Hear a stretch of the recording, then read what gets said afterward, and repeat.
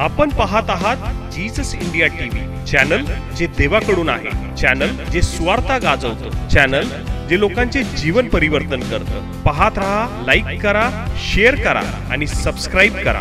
या सेवा कार्याला अजून वाढवण्यासाठी तुम्ही हातभार लावू शकता व आम्हाला तुमची आर्थिक मदत करू शकता। ऑनलाईन पेमेंटसाठी खाली दिलेल्या QR कोडला स्कॅन करून आपलं दान देऊ शकता। प्रभू येशू ख्रिस्ताचं वधस्तंभी जाण्याच्या अगोदरची रात्र आणि या वधस्तंभी जाण्याच्या अगोदरच्या रात्रीला मौंदी थर्सडे किंवा मौंदी गुरुवार, पुष्कळ लोक या दिवसाचा विचार करत आहेत आणि ते आम्हाला समजावून घेणं पण फार गरजेचं आहे। काय घडलं त्या रात्री आणि आता ते किती महत्वाचं आहे। प्रभू भोजनाची स्थापना सगळ्या शिष्यांना एकवट करून जी प्रभू भोजनाची स्थापना केली आणि ती प्रभू भोजनाची स्थापना करत असताना तो म्हटला, आता इथून पुढे जितक्या वेळा तुम्ही ही भाकर खाल, हा प्याला घ्याल, तितक्यांदा माझ्या स्मरणार्थ तुम्ही कराल। ती शेवटची रात्र जी ना, ती पिढ्यानपिढ्या जोपर्यंत ख्रिस्ताचं दुसरं आगमन होत नाही तोपर्यंत त्याचं स्मरण करावं, याच्यासाठी त्या रात्री त्यानं 12 शिष्य एकत्र केले आणि या 12 शिष्यांना एकत्र करून त्यानं शिक्षण त्या ठिकाणामध्ये दिलेलं आहे। मौंदी हा लॅटिन शब्द आहे आणि या शब्दाचा अर्थ आहे शिष्यांना दिलेल्या आज्ञा। मौंदी गुरुवार म्हणजे मौन धरणारा गुरुवार नाही, तर ते आज्ञा ज्या रात्रभर म्हणजे शेवटच्या रात्री शिष्यांना एकत्र बसून त्यांनी काही महत्वाच्या आज्ञा दिल्या। त्या आज्ञा देत असताना मग 3.5 वर्षामध्ये त्यानं ते शिकवलं नाही का, मग त्या रात्रीला एवढं महत्व काय? त्याला माहिती 3.5 वर्षाच्या शिक्षणानंतर कदाचित ते मधल्या काळात विसरून जातील, पण मृत्यू समयी जर एखादा व्यक्ती बोलतो ना, तर त्याचं स्मरण लोक करत असतात की शेवटची त्याची इच्छा आहे। तशी प्रभू येशू ख्रिस्ताची शेवटची उत्कट इच्छा म्हणून हा मौंदी गुरुवार आहे आणि त्याच्यामध्ये त्या शेवटच्या रात्री काही प्रमुख प्रकारच्या घडामोडी घडलेल्या आहेत आणि ती प्रत्येक घडामोड, प्रत्येक घटना कदाचित आता सुद्धा आमच्या जीवनामध्ये घडत असेल। त्या काळात घडलं म्हणजे संपलं नाहीये, अजून पण आम्ही येशूचे शिष्य या नात्यानं त्यास प्रभू आमच्याकडे पाहतो ना, त्यास आमच्याकडं याच प्रकारची प्रवृत्ती आहे। लक्षात ठेवा, शिक्षण जे तिथं दिलं जातं असं आम्ही पाहतो की जर लुकाच्या शुभवर्तमानामध्ये तुम्ही गेला तर त्याच्या 22व्या अध्यायाच्या 7 पासून आणि पुढच्या वचनामध्ये जसं आम्ही पाहिलं की झावळ्याच्या रविवारी त्यांनी यरुशलेमेमध्ये प्रवेश केला आणि वल्हांडणाचा सण, येशू ख्रिस्ताचं वधस्तंभी जाणं म्हणजे वल्हांडणाचा सण साजरा करणं। वल्हांडणाचा यज्ञ प्रभू येशू ख्रिस्ताचा आहे, तो वल्हांडणाचा सण फार महत्वाचा आहे। कोकरा कापायचा, त्याचं रक्त घ्यायचं, दारबाई कपाळपट्टीवरती लावायचं, त्या कोकऱ्याच्या अर्पणासंबंधीचा नियम आहे, वेशीच्या बाहेर नेऊन त्याला मारायचं आणि प्रभू येशू ख्रिस्ताला आपण यरुशलेमेच्या बाहेर नेऊन त्याला मारलेला आहे, गुलगुता टेकडीवरती त्याला मारलेला आहे, म्हणजे तो वल्हांडणाचा यज्ञ पशु आहे। परंतु लोकांना या मौंदी गुरुवारकडे गेल्यावर त्यांच्याकडे एकच आहे, दृढीकरण। मौंदी गुरुवारला काय दृढीकरण, मौंदी गुरुवारला काय प्रभू भोजन। मग काही प्रभू भोजन आणि दृढीकरण एवढा पुरतं ते मर्यादित आहे का त्याच्या पलीकडे काय प्रभूला आम्हाला शिकवायचं आहे? तसं मी पाहतो झावळ्याच्या रविवारी येशू ख्रिस्ताचा वाजत गाजत यरुशलेममध्ये प्रवेश झालेला आहे। प्रभूच्या नावाने येणारा राजा धन्यवादित, लोकांनी जयघोष केला, मोठे नारे त्या ठिकाणामध्ये लावले, परंतु त्याचं आगमन या यरुशलेमेतला त्याचा प्रवेश म्हणजे त्याचा यज्ञ होण्यासाठी, अर्पण होण्यासाठी झालेला आहे आणि या अर्पणापूर्वी, या मृत्यूपूर्वी काही गोष्टी त्या ठिकाणात ख्रिस्तानं आणि शिष्यांना सांगितल्या त्या आम्ही पाहणार आहोत। तर पहिल्यांदा लुकाचं शुभवर्तमान त्याचा 22वा अध्याय आणि 1 पासून 6 पर्यंतची वचन आपण वाचूया। बेखमीर भाकरीचा सण, बेखमीर भाकरीचा सण ज्याला वलांडण म्हणतात, ज्याला वलांडण म्हणतात, तो जवळ आला होता, तो जवळ आला होता। तेव्हा मुख्य याजक व शास्त्री हे त्याचा घात कसा करावा, हे त्याचा घात कसा करावा याविषयी विचार करीत होते, याविषयी विचार करत होते. कारण त्यांना लोकांची भीती वाटत होती. लोकांची भीती वाटत होती. तेव्हा 12 प्रेषितांपैकी 12 प्रेषितांपैकी एक जो यहुदा, ज्याला इस्करियोत म्हणत, त्यांच्यात सैतान शिरला. तो मुख्य याजक व सरदार यांच्याकडून निघून गेला आणि त्यांच्या हाती त्याला कसे धरून द्यावे याविषयी त्याने त्यांच्याशी बोलणे केले. तेव्हा त्यांना आनंद झाला व त्यांनी त्याला पैसे देण्याचा करार केला. त्याला तो मान्य झाला आणि गर्दी नसेल तेव्हा त्यांच्या हाती त्याला धरून देण्याची तो संधी शोधू लागला. आता हे शेवटचं भोजन प्रभू येशू ख्रिस्त शिष्यांबरोबर करत आहे. आणि त्याच्या अगोदर, या वल्हांडणाच्या भोजनाच्या अगोदर, जे 12 येशूचे निवडलेले शिष्य, 12 शिष्य त्यांना निवडले. म्हणजे आज प्रभू निवड करतो ना, तर येशू ख्रिस्ताला ज्ञान आहे, प्रगटीकरण आहे. माशाच्या पोटामधली 2 नाणी त्याला दिसतात. 12 शिष्यांमधले गुणधर्म त्याला दिसत नाही का? सगळ्याला नाकारलं. 500 पैकी त्यानं 12 निवडले. मग या 12 मध्ये ती धार्मिकता जी ख्रिस्ताला अपेक्षित आहे, ती धार्मिकता त्यांच्यामध्ये होती का? देऊ नाही का? ते निवडलेले होते, खास लोक आहेत. परंतु खास लोकांपैकी एका व्यक्तीला, ऐका बरं का, मौंदी गुरुवार, मौंदी थर्सडे म्हणून म्हटलं, आता सुद्धा ते जगामध्ये चालू आहे. ती घटना जी शास्त्रामध्ये नमूद करून ठेवली, ती घटना आता सुद्धा जगामध्ये, मंडळांमध्ये याच प्रकारचे प्रॉब्लेम आहेत. कोणते प्रॉब्लेम? ज्यांची निवड झाली, ज्यांना देवानं निवडलं, त्याची सेवा करावी, याच लोकांमध्ये एक यहुदा, ज्याला इस्करियोत म्हणत, त्याचं नाव यहुदा, पण विशेष प्रकारचं बिरुद त्याच्या मागे लावलं, ज्याला इस्करियोत म्हणत. आणि अशा एका व्यक्ती संबंधानं म्हटलं की त्या रात्री या यहुदामध्ये सैतान शिरला. आणि सैतान शिरल्याबरोबर पहिलं जर काम त्यानं काय केलं असेल, तर त्याच्यामध्ये लालूच निर्माण केली, पैशाचा मोह निर्माण केला. तुमच्या लक्षात येतं का? मंडळांमध्ये पण तेच आहे की नाही? ज्यांना देवाचं काम करण्यासाठी निवडलं, सगळ्या मंडळांमध्ये प्रॉब्लेम काय? ते म्हणतात, यानं पैसे खाल्ले, त्यानं पैसे खाल्ले, आणि तिथं जो यहुदा आहे, या यहुदामध्ये पाप शिरलं. त्याच्यामध्ये एक प्रकारचा मोह निर्माण झाला. लक्षात घ्या, जगामध्ये माणसाला पापाकडे नेणारा सगळ्यात मोठं माध्यम कोणतं असेल तर पैसा. सगळ्यात वाईट माध्यम. यहुदा पोट फुटून मेला असं लिहिलंय शेवटी. मग पैसा कशासाठी लागतो? पोटासाठीच लागतो, नाही का? पैसा पोटासाठी लागतो. पण देवाच्या लोकांच्या बाबतीमध्ये देव शास्त्रात लिहिलं की आकाशातल्या पाखरांकडे पाहते, पेरीत नाही, कातीत नाही, पण देव त्यांना गौरवानं पुरवतो. मग देवाला तुमच्या पोटाची काळजी नाही का? देवाला तुमच्या पोटाची काळजी नाही. पण कधी कधी यहुदाची प्रवृत्ती जी आहे ना, तितकी घातक प्रवृत्ती. हा निवडलेला येशूचा शिष्य, ही प्रभूची निवड आहे, पण प्रभूची निवड त्यानं 30 रुपयाच्या मोबदल्यामध्ये येशू ख्रिस्ताला विकलं. जगामध्ये सगळीकडे हा प्रॉब्लेम आहे जो त्या काळामध्ये होता. आणि येशूला शिष्यांना 3.5 वर्षात या सगळ्या धनापासून तुम्हाला अलिप्त राहा म्हणून सांगितलं होतं, नाही का? जिथं तुमचं धन तिथं तुमचं मन. यहुदाला काही काळ तो मोह झाला आणि त्यानं येशू ख्रिस्ताला विकलं. बायबल सांगतं की त्यानं तो म्हटला, मला माहिती येशू एकटा कधी असतो, गर्दी नसेल त्यास मी तुम्हाला सांगेन, आणि मग तुम्ही येऊन त्याला पकडून घ्या. फार सुंदर शब्द त्या ठिकाणात वापरलेले आहेत. सैतान त्याच्यामध्ये शिरला. तो मुख्य याजक सरदार यांच्याकडे निघून गेला आणि त्याला कसे धरून द्यावे याच्याविषयी त्यांच्याशी बोलणं झालं. तेव्हा त्यांना मोठा आनंद झाला.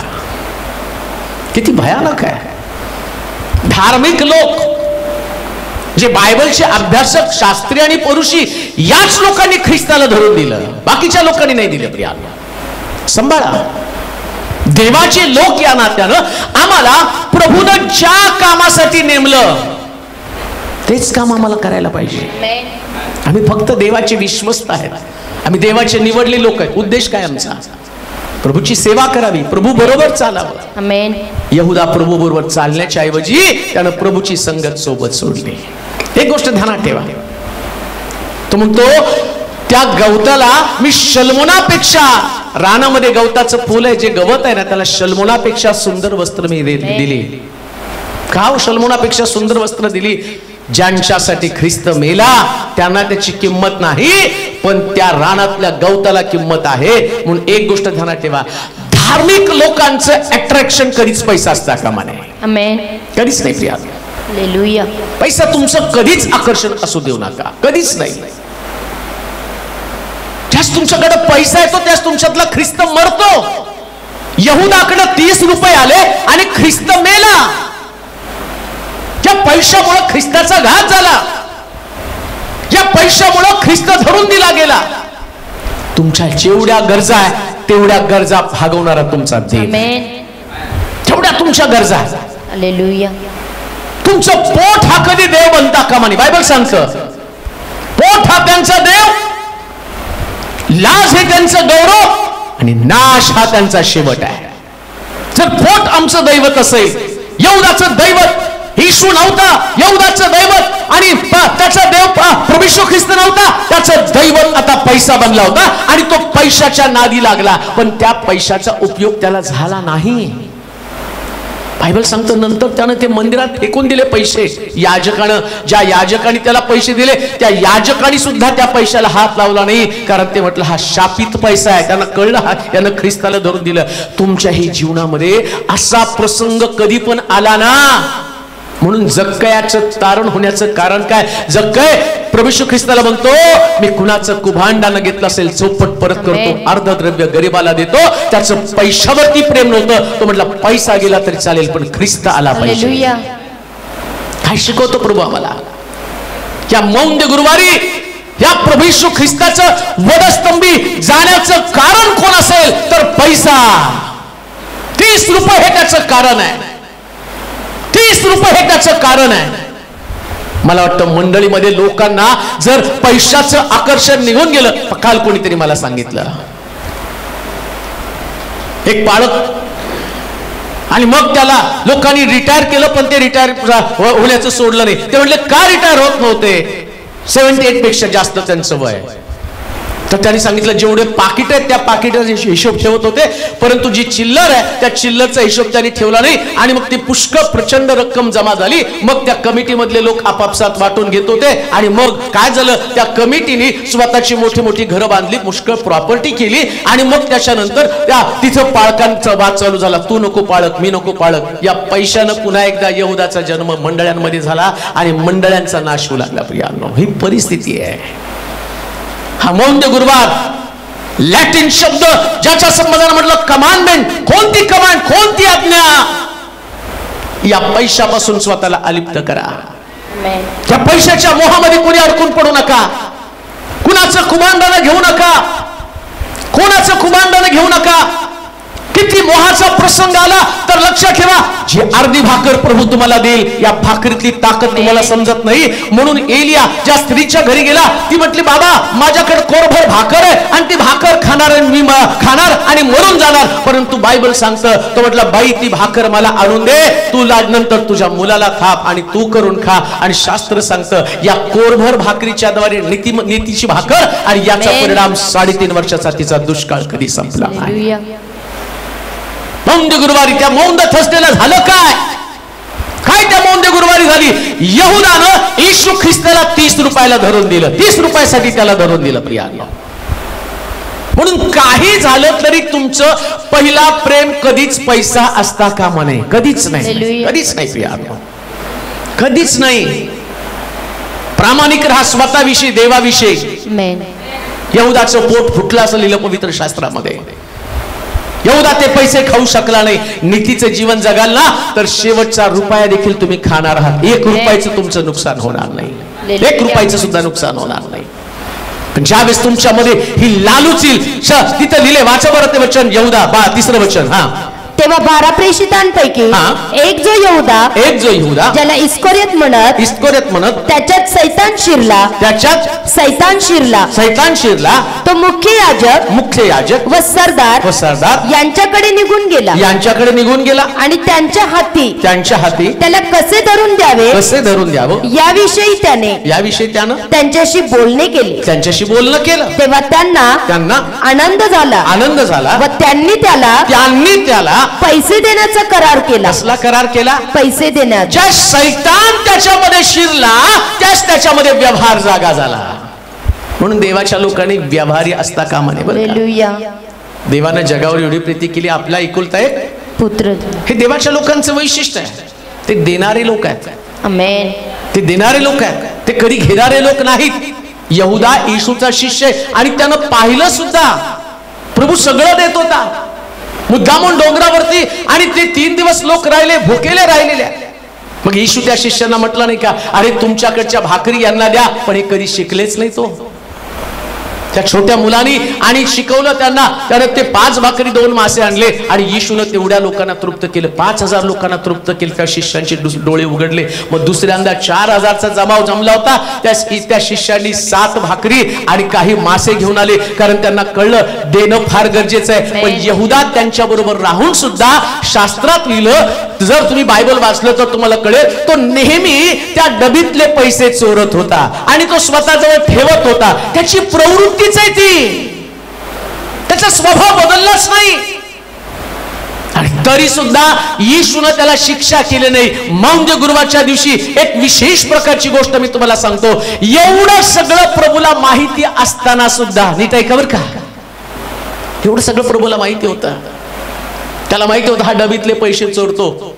परत मी तुम्हाला सांगतो, येशूला माशाच्या पोटात 2 नाणे सापडले. त्याला माहिती होतं. तो म्हटला पेत्राला, जा गळ टाक, एक मासा लागेल, त्याच्या पोटात 2 नाणे सापडतील. मग त्या माशाच्या पोटातली 2 नाणी त्याला दिसली. यहुदाने किती पैसे चोरले हे त्याला दिसलं नाही का, पण त्याला माहितीये हा नाशासाठी योजलेला आहे, हा नाशासाठी योजलेला आहे. म्हणून एक गोष्ट ध्यानात ठेवा, कधीच कोणाविषयी काही बोलू नका. प्रभूनं पण कुठं त्याच्याविषयी चर्चा केली नाही. त्याला माहितीये याचा न्याय होणारच आहे. म्हणून लक्षात ठेवा, जे लोक मला ऐकत आहे फेसबुक, युट्यूब आणि वेगवेगळ्या माध्यमातून, आणि मला तुम्हाला सांगू द्या, चर्च मध्ये तुम्ही जात असताना प्रभूने जसं सांगितलं तसंच करा. कोण खातं कोण पितं त्याचा हिशोब देव घेणार आहे. बायबल सांगतं यहुदाचं पोट फुटलं तसं त्यांचं पोट फुटून जाणार आहे. म्हणून तुम्ही जजमेंट करू नका. ख्रिस्तानं शेवटच्या रात्री जे केलं तेच तुम्हाला करायचंय. बायबल सांगतं त्यानं सगळ्या शिष्याला एकत्र बसवलं आणि बसल्यानंतर त्याच्या अगोदर तो म्हटला की पहिल्यांदा जाऊन तुम्ही एका जा आणि समोरच्या गावामध्ये जा आणि तिथं तुला एक सजवलेली माडी सापडेल. आणि 2 शिष्यांना तिथं पाठवलं. कशासाठी माहिती का? वलांडणाचं भोजन करायला. कोणाबरोबर भोजन करणार होता? शिष्यांबरोबर. एक शिष्य त्याला धरून देणार होता, त्याच्याबरोबर भोजन. ठीक आहे, शिष्यांबरोबर भोजन करतो, पण एक धरून देणार होता 30 रुपयासाठी. त्याला माहिती होतं हा यार मला 30 रुपयाला विकणार आहे. पण त्याने त्याच्याविषयी राग व्यक्त केला नाही. त्यानं कुठल्याही प्रकारचं एक्सप्रेशन व्यक्त केलं नाही. पण 2 शिष्यांना त्याने सांगितलं, जा एक गावात तुम्ही गेल्याबरोबर त्या गल्लीत गेल्यावर एक मनुष्य खांद्यावरती घागर घेऊन जाताना तुम्हाला दिसेल. ऐका, प्रत्येक गोष्ट किती महत्वाची आहे हे नंतर आहे प्रभूवचन, पण त्याच्या अगोदर काही गोष्टी करणं गरजेचं आहे. शेवटलं भोजन त्याला म्हटलेले माउंट तिथसने मौंज गुरुवार आणि शेवटची रात्र, आणि या शेवटच्या रात्रीतल्या घडामोडी आणि त्याच्यातलं आम्ही स्वतःचं प्रिपरेशन करायचं, तयारी करायची. ती तयारी म्हणजे नुसतं प्रबोधन नाही. शिष्यांनी हेच केलं. त्याने नुसतं प्रबोधन घेतलं. तोंडले भाकर खा, हा द्राक्षरस प्या, हा प्याला प्या. जसं ही भाकर एक आहे तसं तुम्ही एक असावं. त्याची इच्छा होती सगळ्या शिष्याने एक असावं. आणि हे असं त्याला का वाटलं? त्या शेवटच्या रात्री फार घडामोडी घडलेल्या आहेत. शेवटची रात्र, मरणाची रात्र, दुःखाची रात्र, आणि या रात्री पुष्कळ घडामोडी घडल्या. त्याने सांगितलं आणि जा. आणि ते गेल्याबरोबर एक मनुष्य खांद्यावरती घागर घेऊन चाललेला होता. शिष्याने पाहिलं. तो म्हटला त्याच्या मागे जा. मग ज्या घरात तो शिरेल त्या घरामध्ये तुम्ही शिरा. मग तिथला जो घराचा धनी त्याला सांगा. गुरुजींनी विचारलं वलांडाचं भोजन कुठं आहे? मग तो तुम्हाला माडीवर घेऊन जाईल आणि तिथं सजवलेली खोली तुम्हाला सापडेल. हे का तुम्हाला सांगतो माहिती का? येशूला सगळं दिसतंय. सगळं दिसतंय. घागर घेऊन जाणारा दिसतो तुम्हाला, त्याला सजवलेली माडी पण दिसते. पाहतात ईशूला माहिती की ते तिथं गेल्यावर आता तो माणूस त्याच वेळेस कसं पाणी भरायला जाईल. काही दिवसभर तर कोण पाणी भरत नाही, पण त्याच वेळेस कसं पाणी भरायला जाईल. पण प्रभूचं कामच इतकं सुरेख असतं ना, तो बोलतो तो समय सुरू होतो. प्रिया, तो बोलल्यावर समय सुरू झाला. पवित्र शास्त्रातलं उदाहरण तुम्हाला सांगतो की ज्यावेळेस इस्रायल लोक लढाई करत होते आणि त्यावेळेस सूर्य डोक्यावरती आला, त्यास देवानं सांगितलं सूर्याला तिथं जागेवरती थांब. तो सूर्य तिथंच थांबला, सूर्य हलला नाही. आणि मग शास्त्रज्ञांनी पण ज्यावेळेस ते मध्ये ब्लॅक होल आणि त्याच्यामध्ये गणती केली, तर गणती केल्यावर एक दिवस शॉर्ट निघाला. त्यांनी कॅल्क्युलेशन केल्यावर मग शॉर्ट निघाल्यावर ते म्हटले की कसं काय सृष्टीच्या निर्मितीतला एक दिवस गेला कुठं. मग एकानं बायबल काढलं आणि त्याने सांगितलं देवानं सूर्य आकाशात थांबवला, तो दिवस सूर्य थांबला आकाशामध्ये. आणि मग ते म्हटले अरे हे बायबल सत्य आहे का, तर याच्यामधली प्रत्येक घटना नोंद करून ठेवलेली आहे. म्हणून एक गोष्ट ध्यानात ठेवा, येशू म्हटला त्या समयाला तू गेल्यावर एक मनुष्य खांद्यावरती घागर घेऊन जाताना दिसेल. येशू बोलल्याबरोबर त्या माणसाला पाणी भरायचं होतं, पण त्याला माहितीये 2 शिष्य जोपर्यंत येत नाही तोपर्यंत माझं पाणी भरलं थांबणार नाही. मग ते तिथं गेल्याबरोबर तेवढ्यात त्याला पवित्र आत्म्याने सांगितलं असेल आता पाणी भरायला जा, कारण तू घागर घेऊन जाताना. विचार करा ते कसं काय टायमिंग होणार आहे. घागर घेऊन जाताना यांना त्याचं तो त्या विहिरीवरती जाईल, तिथून पाणी आणेल, मग हे किती वाजता निघणार, तो किती वाजता निघणार, मग कसं काय दिसणार आहे. पण एवढं टायमिंग मॅच कसं झालं, कारण तुमचा देव वेळ पाळणारा देव आहे आणि त्याच्या वेळेप्रमाणे जग चालतं. लक्षात ठेवा, जग आपण होऊन चालू शकत नाही, देव आणि चालवतो, देव चालवतो जगाला. म्हणून वेळ चालवणाऱ्या देवाकडे आम्ही जायचं, मग तुम्हाला कळेल आमची वेळ वाईट नाही. हालेलुया. गेला त्यांनी पाहिलं 2 शिष्य आले, त्याच्या माग माग गेले. ज्या घरात ते शिरले त्या घरामध्ये घराचा धनी, घराचा मालक तिथं आला आणि त्याला विचारलं, गुरुजी म्हटले वलांडण्याचं भोजन कुठं आहे, कुठं करायचं. येशू म्हटला त्या पद्धतीनं लगेच त्याला वर घेऊन गेला आणि त्यानं सजवलेली माडीवरती सजवलेली खोली त्यांनी पाहिली. कान देऊ नये का, प्रभूला शेवटचं भोजन तुमच्या बरोबर करायचं आहे, पण तुमची सजवलेली खोली कुठे आहे. आता प्रकटीकरणाच्या पुस्तकात तो म्हणतो ना, पहा मी द्वाराशी उभा आहे, द्वार ठोकीत आहे, जो कोणी माझी वाणी ऐकतो मी आतमध्ये येईल आणि त्याच्या बरोबर. मग येशूला शेवटचं भोजन शिष्यांबरोबर करायचं होतं, आता त्याला तुमच्यावर भोजन करायचंय.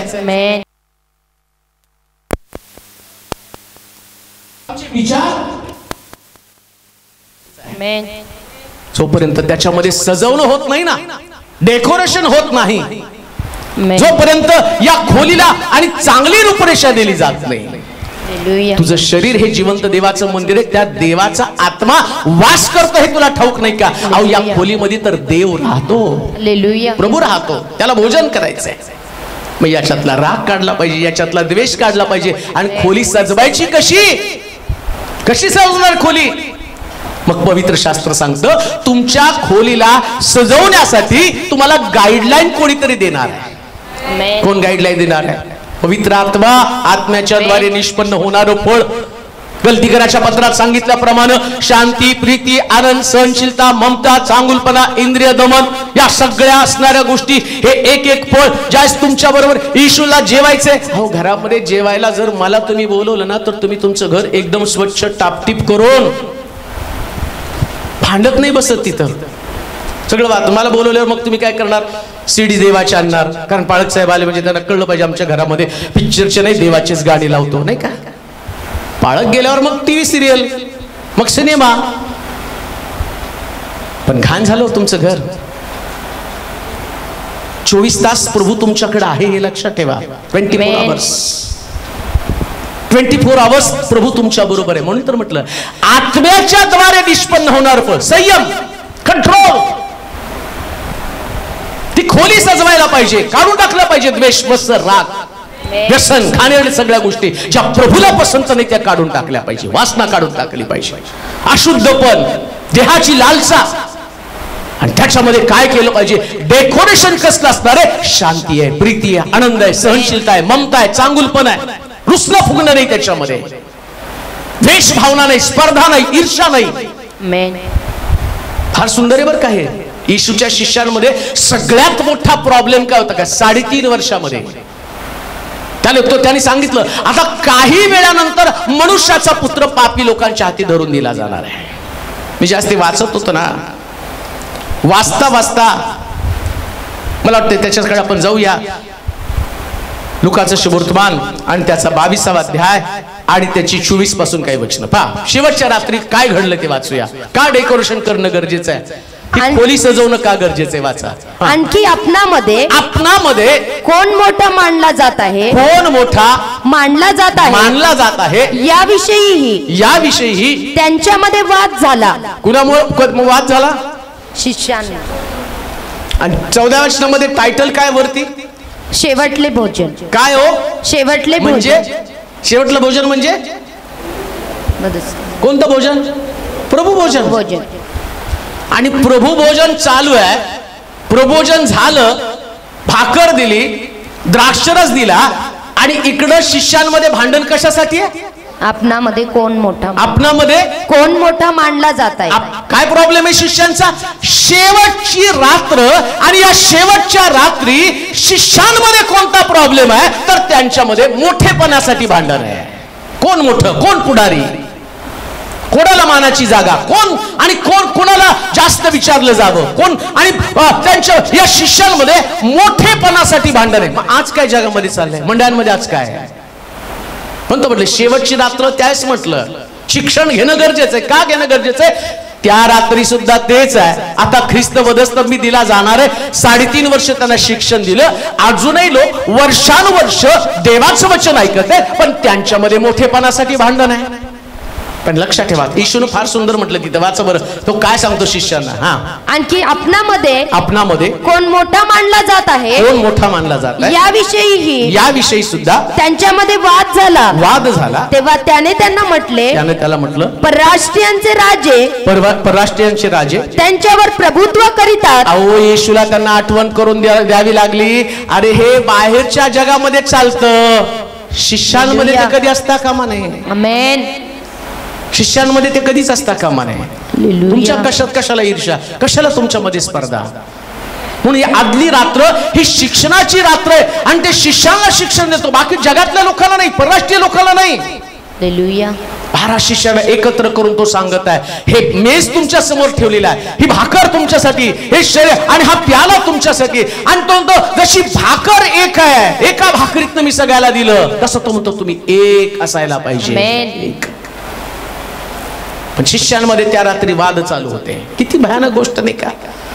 येशूला माहिती आहे की आता थोड्या वेळाने सैनिकाची तुकडी येणार, मला पकडणार, माझ्या हातामध्ये खेळ ठोकणार, माझ्या पाठीला सोलून काढणार, डोक्यात मुकुट घालणार, मस्तकावरती वेद मारणार. त्याला हे पण माहिती होतं, कारण सगळ्या बायबलमध्ये येशू ख्रिस्ताच्या मृत्यू संबंधानं लिहून ठेवलं होतं कशा प्रकारचा मृत्यू त्याचा असणार आहे. आणि त्याच्या मृत्यूचं चित्रण त्याच्या डोळ्यासमोर आहे, भयानक प्रकारच्या यातना. आणि ते पाहत असताना त्याला शेवटच्या वेळेस असं वाटलं नाही का, मरताना मनुष्य आणि त्याच्या लेकरांना जमा करून म्हणतो, बाळांनो शांतीने राहा, एकमेकाची काळजी घ्या, पत्नीकडे पाहतो आणि तो मुलांना सांभाळ, आणि मुलांकडनं पाहतो आणि म्हणतो आईला सांभाळ. येशू म्हटलं नाही का त्याच पद्धतीनं, योहाना ही पहा तुझी आई, आईला म्हणतो मरिये हा पहा तुझा पुत्र योहान. त्यानं मरताना सुद्धा तीच गोष्ट केली. आता शिष्यांच्या बाबतीमध्ये मात्र त्याचं मन दुःखी झालं. का? कारण शिष्यांना त्याला असं वाटलं की त्यांनी एक असावं. आणि त्याची प्रार्थना जर तुम्ही बघितली ना, शेवटच्या रात्रीची देवाजवळ प्रार्थना करताना तो काय म्हणतो, जसा तू आणि मी एक आहे ना, तसं यांनी एक असावं, ही त्याची प्रार्थना आहे. त्यांच्यामधलं ऐक्य कधी तुटू देऊ नकोस. पण अजून ख्रिस्त वधस्तंभी जायचंय, मरायचंय, त्याच्या अगोदर त्यांच्यामध्ये प्रतिष्ठा, त्यांच्यामध्ये वादविवाद, त्यांच्यामध्ये मोठेपणाची भांडणं. आणि बायबल सांगतं शेवटी येशूला त्यांना समजावून सांगावं लागलं काय, अरे हे परराष्ट्रीय लोक करतात, म्हणून ख्रिस्ती मंडळीमध्ये हे कधीच असता कामा नये. या मंडळीचा प्रमुख कोण असेल तर फक्त प्रभू येशू ख्रिस्त, त्यालाच मानाचं असतं. हालेलुया.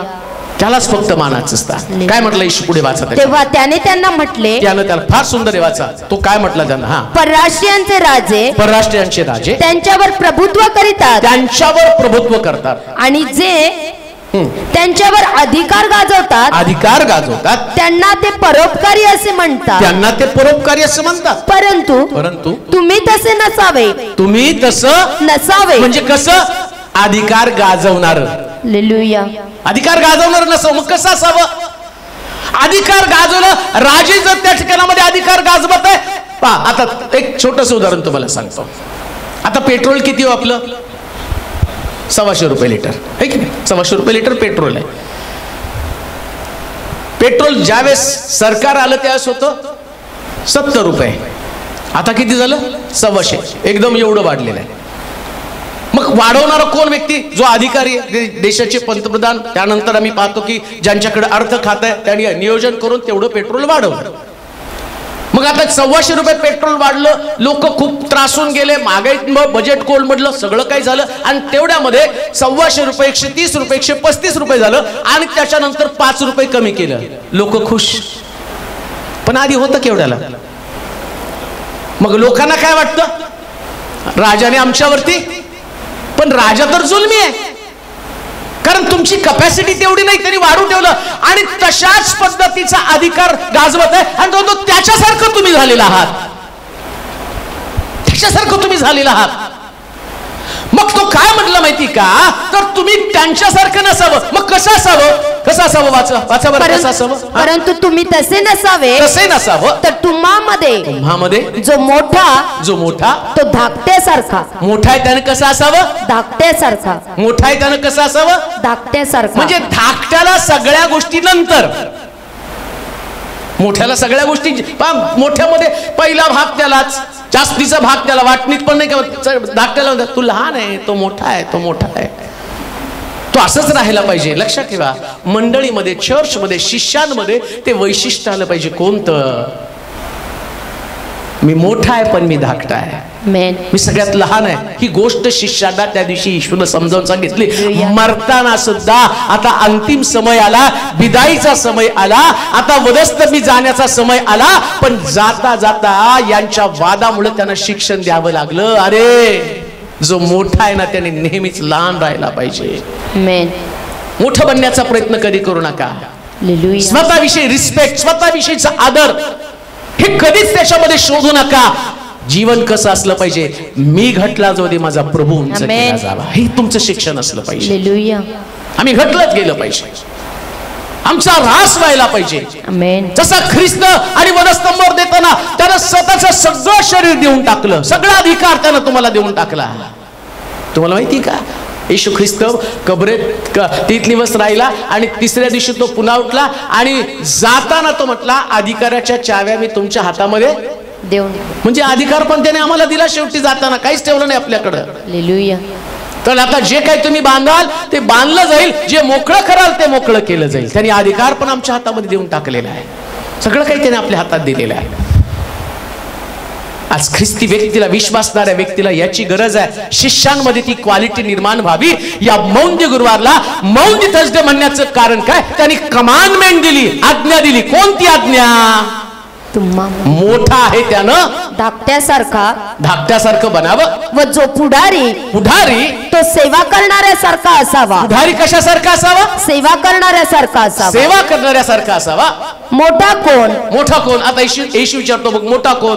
भोजनास बसणारा किंवा सेवा करणारा. भोजनास बसणारा की नाही? मी तर तुम्हामध्ये सेवा करणाऱ्यासारखा आहे. मी तुम्हामध्ये कशासारखा आहे? सेवा करणाऱ्यासारखा.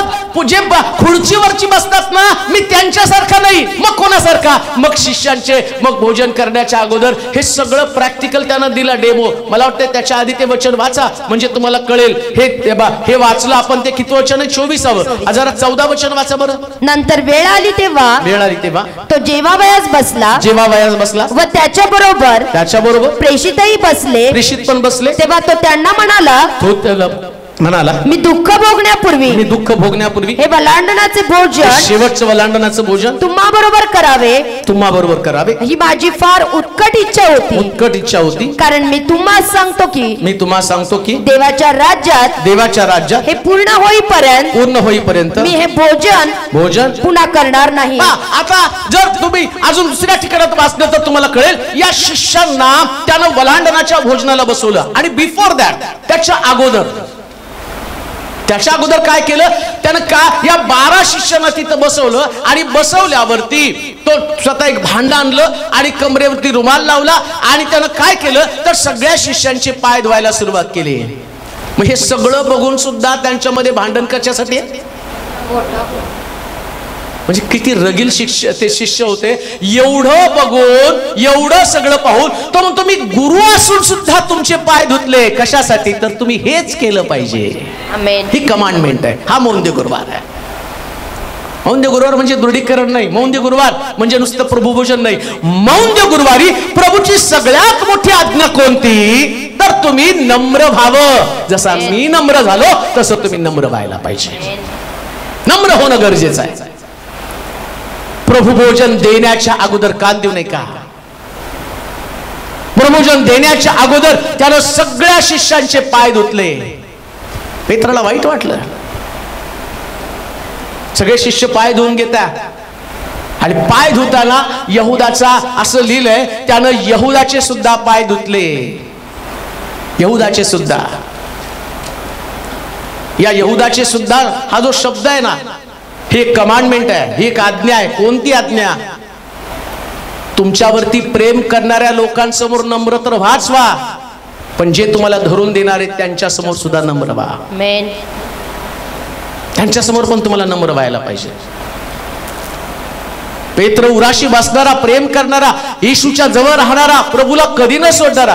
काही लोक तुम्हाला कधी न सोडणारे लोक आहेत पण काही लोक तुम्हाला विकणारे लोक आहेत. पण जर ख्रिस्ताचं चरित्र तुम्हाला समजलं आणि जर तुम्हाला बायबल समजलं ना तर बायबल मधला ख्रिस्त तुम्हाला हेच सांगतो जसं मी केलं तसं तुम्ही करा. त्यातली रात्र तो मौन थसले ज्याच्या संबंधानं म्हटलं ती कमांडमेंट, ती आज्ञा. कोणती आज्ञा? कोणती आज्ञा त्याने दिली? त्याला शिष्यांचे पाय धुतले आणि तो म्हटला मी गुरु असून तुमचे पाय धुतो मग तुम्ही एकमेकांचे पाय का धुत नाही? माझी पण इच्छा होती आज आपण एकमेकांचे पाय धुवावं पण जमत नाही मला. पुन्हा बऱ्याच गोष्टी असल्या कारणानं वेळेच्या आधी आपल्याला राहावं लागतं पण ते करणार आहे एकदा आपण. कारण तो प्रसंगच इतका सुंदर आहे. काय सुंदर आहे. 12 शिष्य टेबलवरती बसलेले आहेत आणि प्रभूला माहितीये आता ती शेवटची रात्र आहे. त्याच्यानंतर काही तासानं मला पकडण्यासाठी लोक येणार आहे आणि अशा मृत्यूच्या बंधनामध्ये अडकणारा ख्रिस्त, मृत्यूकडं आणि चाललेला ख्रिस्त पण तो जाता जाता अशा प्रकारची महत्वाची गोष्ट करतो की जी कायमस्वरूपी आमच्या लक्षामध्ये राहायला पाहिजे. तुमच्या लक्षात येतं का? कधी कधी एखादा व्यक्ती मरतो ना त्यास नंतर अहो काल तर त्याने आणि मी एका ठिकाणी बसून चहा पिलो, खूप गोड बोलत होता. ती शेवटची घटना तुम्ही एवढी नोंद करून ठेवता ना कोण दिसेल कोण त्या व्यक्तीविषयीची चर्चा करेल ना त्यास तुम्ही त्याच्याविषयी सांगता अहो एवढं छान ना तेव्हा माझ्याशी बोलला आणि त्याला स्वतः मला पाणी आणून दिलं. या सगळ्या गोष्टी तुम्ही लोकांना आठवून आठवून सांगता का? कारण मृत्यूपूर्वी झालेल्या घटना या एवढ्या काही लक्षामध्ये राहतात आणि त्याची चर्चा होती. मग ख्रिस्ताची मृत्यूपूर्वीची घटनेची चर्चा किती लोकांनी केलेली आहे. त्यांनी फक्त म्हटलं की नाही आज मौंदी गुरुवार आहे आणि आज दृढीकरण झालं पाहिजे. आज मौंदी गुरुवार आहे मग आज प्रभुभोजन झालं पाहिजे. बस. काय लोकांचं आज मौंदी गुरुवार म्हणजे प्रभुभोजन असतं.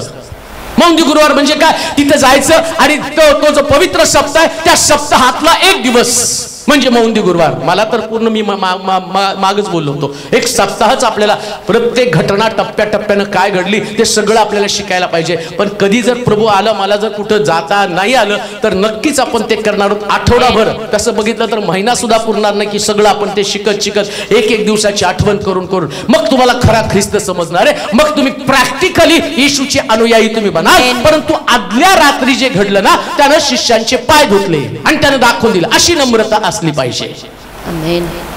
आणि मग पेत्राला सुद्धा त्या ठिकाणामध्ये त्याने पाय धुतल्यावर पेत्र म्हणतो प्रभूची माझे नका धुना, मी तेवढ्या योग्यतेचा नाही.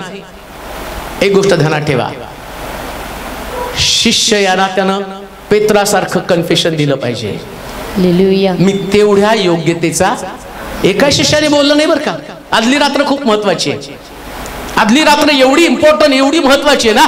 तो त्या पेत्राकडं या पेत्राचे पाय धुवायला आल्यावर बाकीच्या सगळ्या शिष्यांनी पाय धुवून घेतले. त्यांना असं वाटलं तेवढे आम्ही केपेबल आहोत. येशूला पाय धुवत हे आमचं सौभाग्य म्हणून त्याला काही वाटलं नाही. त्याला असं वाटलं की कदाचित देवाच्या दृष्टिकोनातनं आम्ही खूप चांगल्या प्रकारची सेवा करतो. आम्ही खूप चांगले आहोत, ज्या अर्थी येशूचे पाय धुतो ना, येशूचं कौतुक करतो ना, आणि मग त्या ठिकाणामध्ये आमची सेवा येशूच्या लक्षामध्ये आली असेल, आमचं महत्व येशूच्या लक्षामध्ये आलं असेल. महत्व नाही हो, त्यांना तुम्हाला तो महत्व पटवून देत होता. अरे सेवकानं असं असलं पाहिजे, इतकं नम्र असलं पाहिजे. हालेलुया.